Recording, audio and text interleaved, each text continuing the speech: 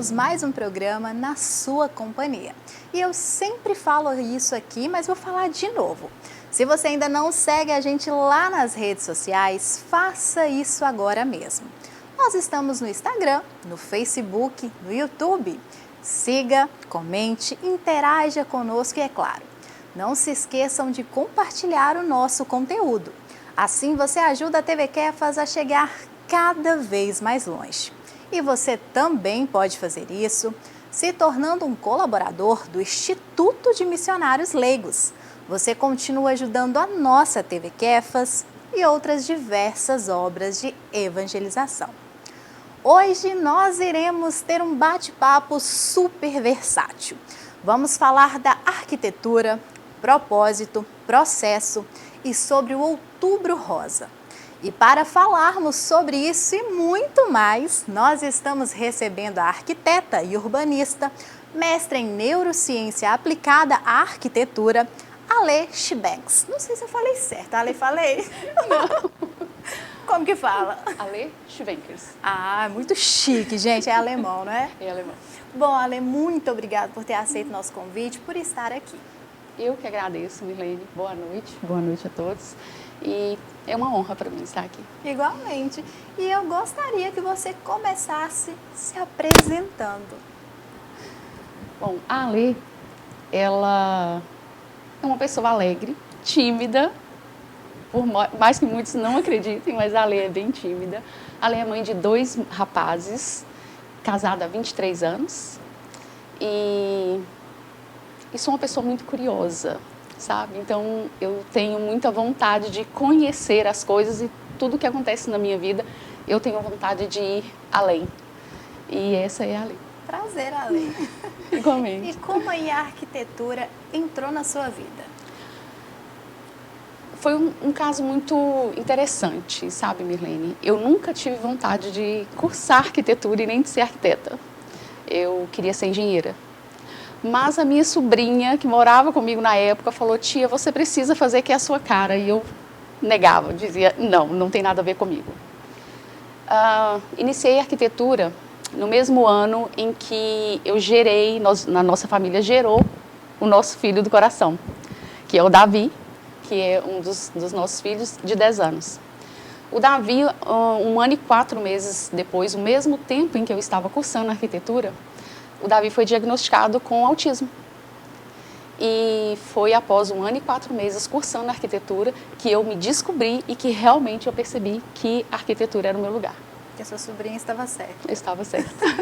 E você foi para um campo da arquitetura que eu confesso que eu não conhecia, que é a neurociência aplicada na arquitetura. Fala um pouco sobre isso para a gente. Então, a neurociência ela é um estudo do ser humano, né? E quando aplicamos ela à arquitetura, a gente consegue entender um pouco mais da persona, daquela pessoa que necessita daquele projeto. Então, a arquitetura em si, a gente já faz um estudo para criar um projeto. Mas a neuroarquitetura, ela consegue abranger um todo e entender as dificuldades e as necessidades. A neuroarquitetura, ela veio para a minha vida também por causa do diagnóstico do meu filho. E foi aí que eu me identifiquei ainda mais. E com a neuroarquitetura, a gente consegue criar um projeto mais elaborado para pessoas que têm sensibilidade à luz, sensibilidade a cores, sensibilidade a texturas. Então, a gente consegue fazer esse estudo com esta pessoa e criar um projeto personalizado para que ela se identifique mais ali com a casa dela, com o lar, com o escritório e, enfim, com um todo. Ali, muitas pessoas falam assim, mas é só um projeto. Não é só um projeto, na verdade. Nunca é um projeto. Há pessoas que falam assim, é só um projetinho. Nunca é só um projetinho, um projeto. Porque por trás, né, desse projeto existe uma pessoa. Existe uma pessoa que vai morar, existe uma pessoa que vai trabalhar naquele local, naquele ambiente. Então, nunca é só um projeto. Existe ali um estudo mesmo aprofundado para que tudo fique mais orgânico, tudo fique mais leve e que as pessoas consigam estar no ambiente sem sentir peso, sem sentir assim, eu estou num lugar que não é para mim. E você falou aí que é um projeto no qual as pessoas vão morar ali naquele local. Qual dica você daria para deixar uma casa com cara de casa, de lar? Olha, sinceridade é difícil, né? Dar dica. Porque cada pessoa é uma pessoa. Cada sentido, né? Tem pessoas que têm sensibilidade à luz, então a gente trabalha o quê? A gente trabalha uma iluminação que ela vá se sentir confortável. Mas uma dica que eu sempre falo para as pessoas e que eu sempre dou, plantas, gente, por favor, plantas, tenham plantas em casa. Porque as plantas, elas, além de ornamentar, elas conversam com a gente. E as plantas, ela transmite muito a personalidade da pessoa. Há pessoas que gostam de cactos, há pessoas que gostam de samambaias. Então, essas plantas, elas conversam ali, então elas permitem que o seu ambiente, ele fique um ambiente leve, ele fique um ambiente gostoso, porque você traz a natureza para dentro da sua casa. Além de o que você disse, trazer a nossa identidade, porque cada pessoa vai gostar de um tipo Sim. específico ali de planta. Você falou que as plantas, elas conversam com a gente. E a gente também conversa com elas. Com certeza. A minha mãe contava histórias para as plantas e falava assim, quando eu não falo com elas, elas ficam tristes. E tem esse efeito dentro da casa? Tem, com certeza tem. A minha mãe tinha muitas plantas. Eu nunca fui de ter plantas, mas sempre gostei, sempre apreciei muitas plantas. E desde o meu 3º ano de faculdade eu comecei com os cactos e eu matei todos eles, porque eu não sabia cuidar. E todo mundo, a maioria das pessoas consegue matar os cactos. Mas depois disso eu comecei a trazer mais plantas. E foi na pandemia, na época assim que todo mundo dentro de casa, né? E foi ali que eu comecei a ter mais gosto pela planta. E as plantas realmente, o dia que a gente não dá aquela atenção especial para ela, a gente percebe até a cor dela muda. Ela sente, com certeza. Ale, o papo tá bom, mas nós iremos para um breve intervalo. Não saiam daí que ainda tem muito bate-papo por aqui.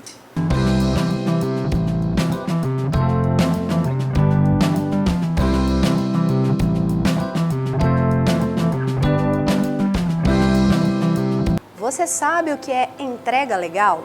Não? Eu te explico. É um direito previsto em lei a todas as mulheres que desejam entregar seu recém-nascido legalmente para adoção por meio de procedimento previsto no Estatuto da Criança e do Adolescente e de fluxos estabelecidos por cada estado ou comarca. Diferente do que muitos imaginam, a entrega legal de bebês para adoção não é crime.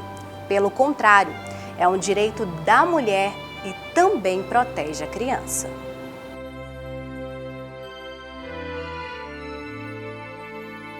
Santo anjo do Senhor, meu zeloso e guardador, se a ti me confio a piedade divina, sempre me rege, me guarde, me governe, me ilumine. Amém. Ave Maria, cheia de graça, o Senhor é convosco. Bendita sois vós entre as mulheres. Bendito é o fruto do vosso ventre, Jesus. Santa Maria, Mãe de Deus, rogai por nós, pecadores, agora e na hora de nossa morte. Amém.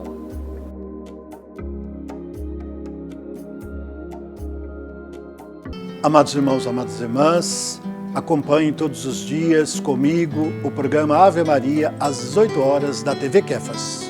Eu aguardo você.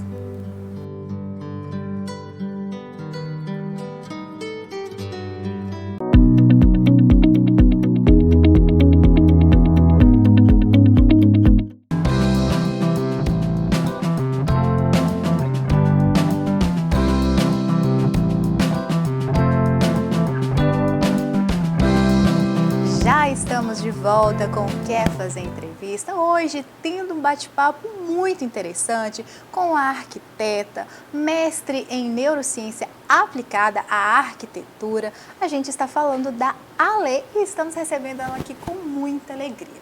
Ale, você tem também ali um projeto nas redes sociais, onde você fala do processo do câncer, da cura do câncer. Eu gostaria que você falasse para a gente um pouco desse projeto. Em janeiro, eu fui diagnosticada com câncer de mama. E para mim foi assim, claro, como qualquer pessoa quando recebe um diagnóstico, eu fiquei sem chão. Porque, Mirlene, era uma coisa que eu sempre falava com Deus, não me deixa ter um câncer. E eu perdi minha mãe e meu irmão em 2005, os dois faleceram de câncer, minha mãe foi câncer no estômago e meu irmão câncer no intestino. Então, desde aí, eu sempre dizia para Deus, não me deixa ter um câncer, porque eu não sabia se eu teria forças para suportar. E quando eu recebi o meu diagnóstico, foi um choque. E eu perguntei para Deus, para quê? Quando Deus me disse que Ele estaria comigo em todos os momentos, em que eu não me preocupasse, que Ele seguraria na minha mão e que não era para eu chorar. Então, a partir daquele momento, eu entendi que havia alguma coisa, Deus queria fazer alguma coisa através do meu diagnóstico. E assim foi. Então, eu comecei a passar por todos os processos, processo da quimioterapia, processo da perda do cabelo, que é um processo doloroso, muito doloroso.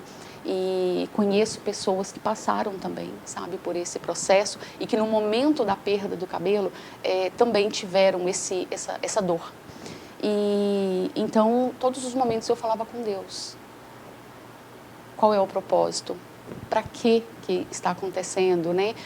Qual o motivo? Até onde Deus quer me levar e o que é para alcançar? E foi então que eu entendi, né, a partir daquele momento, todos os processos, veio o processo da mastectomia, que foi a retirada total da mama, e também foi um processo doloroso ao olhar no espelho, ao ver, né, a falta de um corpo que existe aqui já montado, e a gente naquele momento você percebe que você não tem mais uma parte. E com isso tudo, a intenção, o propósito é levar para essas mulheres que pode ser leve, não precisa ser sofrido, não precisa ser depressivo, não precisa ser doloroso. Sabe, o momento em que a gente passa, ele pode ser um momento de alegria, ao invés de ser de tristeza. E foi isso que eu aprendi durante esses 10 meses que eu já venho aqui nessa batalha, nessa luta, que pode ser mais leve do que a gente imagina. E pode ser transformador. Muito transformador. Ali, agora só para quem está em casa, como foi ali que você descobriu? Foi um exame de rotina? Até para a gente deixar esse alerta para quem está em casa. Não foi um exame de rotina. Em 2021, eu fiz um exame, fiz uma consulta, mas o que percebeu-se que era uma glândula inflamada. Essa glândula estava meio deformada, ela não era um carocinho normal, como as pessoas falam, sabe, Mirlene? E isso, para mim, serviu até para alertar outras mulheres. Não é só um carocinho que a gente pode encontrar, pode ser algo além. E esse caroço que tinha em mim, ele doía, muito ao contrário do que as pessoas falam, que o câncer não dói. Então, e eu fui, né, diagnosticada com uma glândula inflamada.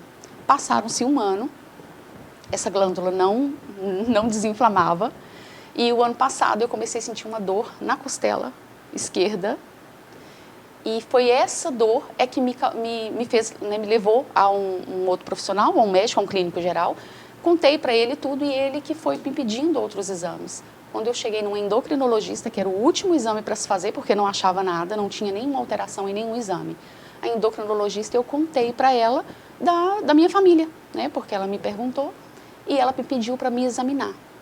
Quando ela viu, ela falou assim, eu vou te pedir uma mamografia, mas dessa vez você vai fazer uma ultrassonografia também. Falei, ok. Mas quando eu saí de lá, eu cheguei em casa e eu fui pesquisar na internet um médico profissional que cuida da área das mamas.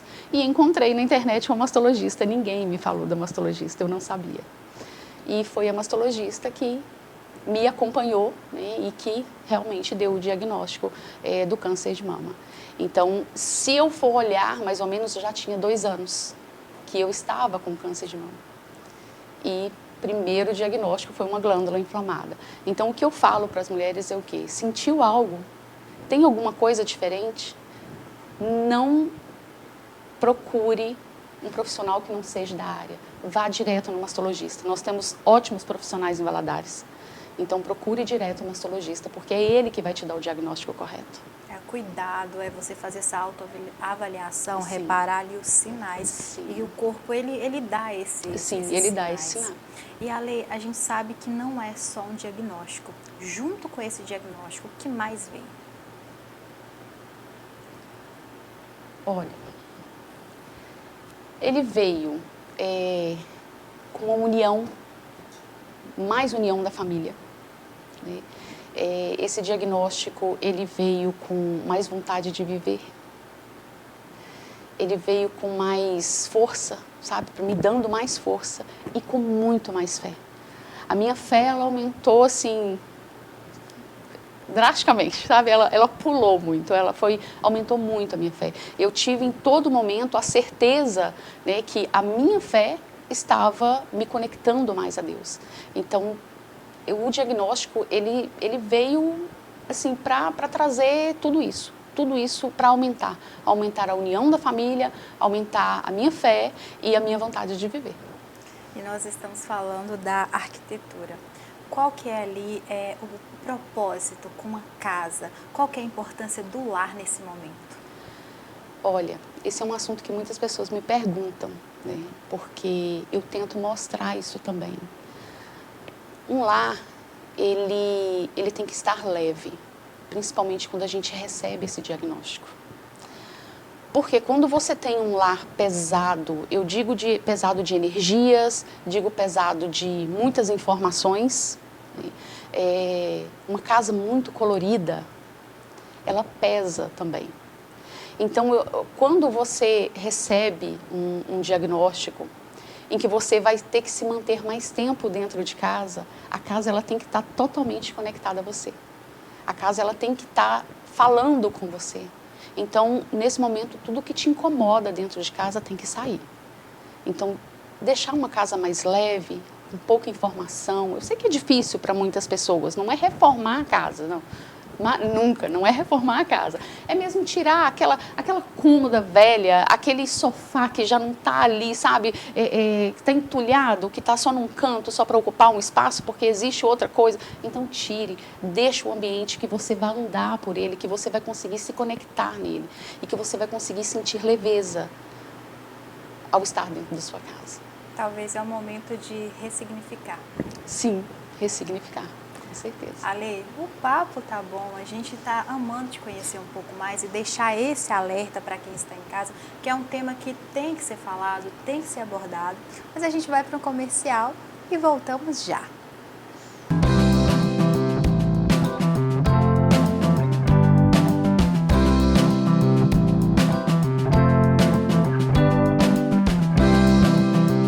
Olá, eu sou o Marcos Túlios e vou estar com você toda semana aqui na TV Kefas, trazendo temas ligados à primeira Assembleia Eclesial da América Latina e Caribe. E também vamos aprofundar as reflexões sobre o processo do Sínodo sobre Sinodalidade, que acontece até 2023. Igreja Sinodal, toda semana aqui na TV Kefas. Eu te espero.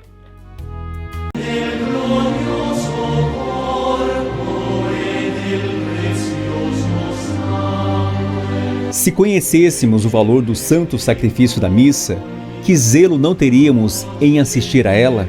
Cada hóstia consagrada é feita para se consumir de amor em um coração humano. Santa Missa, todas as segundas-feiras, às 7h da noite, aqui pela TV Kefas, a TV do Bom Pastor.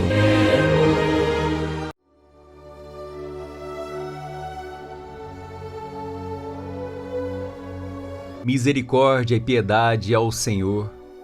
Ele é amor, paciência e compaixão. O Senhor é muito bom para com todos. Sua ternura abraça toda a criatura. Salmo 144. Olá, meu amigo, minha amiga, eu sou o Padre Luiz Carlos e eu tenho um convite muito especial para você aqui na TV Kefas. Todos os dias nós estamos conduzindo a novena do Bom Pastor. Vai ao ar às 18h30. Esta mesma novena também vai ao ar às 8h da manhã pela Rádio Mundo Melhor. Participe conosco com fidelidade todos os dias, a novena do Bom Pastor. Eu aguardo por você. Fique bem, fique na paz.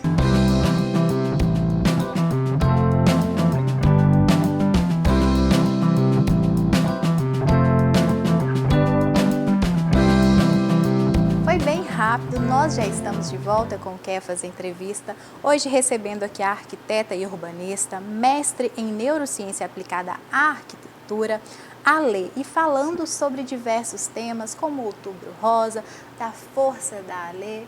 E Ale, eu gostaria de saber como foi esse momento linkado ao seu trabalho.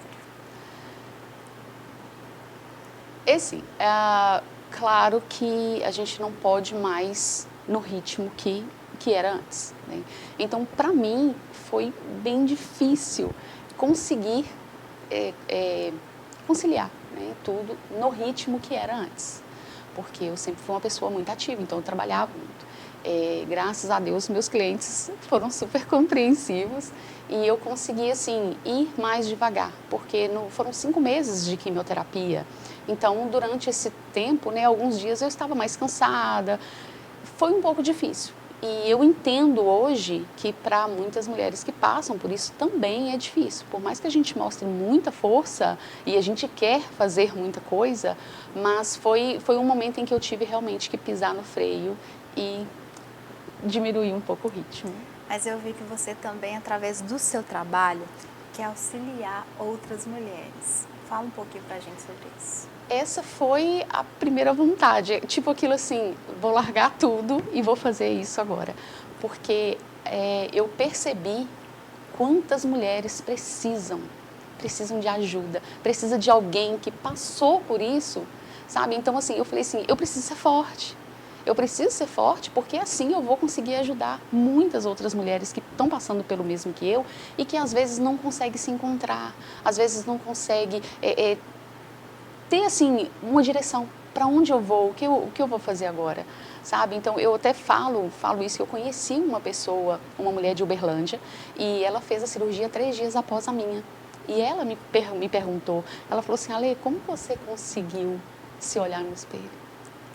E aí eu conversei muito com ela, ela falou, eu não estou conseguindo.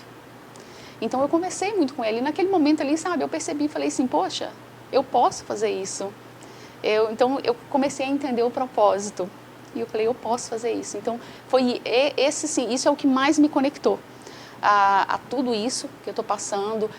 Me fez entender a questão, assim, de poder ajudar outras mulheres. E de saber que elas estão aqui, tem outras mulheres junto com ela, que elas não estão sozinhas e que tem alguém para se agarrar, tem alguém para dar as mãos e dizer, vamos juntas, vamos caminhar juntas. E a forma como a pessoa escolhe passar por esse momento, claro que a gente sabe que é extremamente difícil, é doloroso, entre esse período que você falou da aceitação, porque a pessoa ela tem que se reconhecer novamente, tem que se conectar, mas como é para você saber que de alguma forma você está chegando até essas mulheres e fazendo a diferença?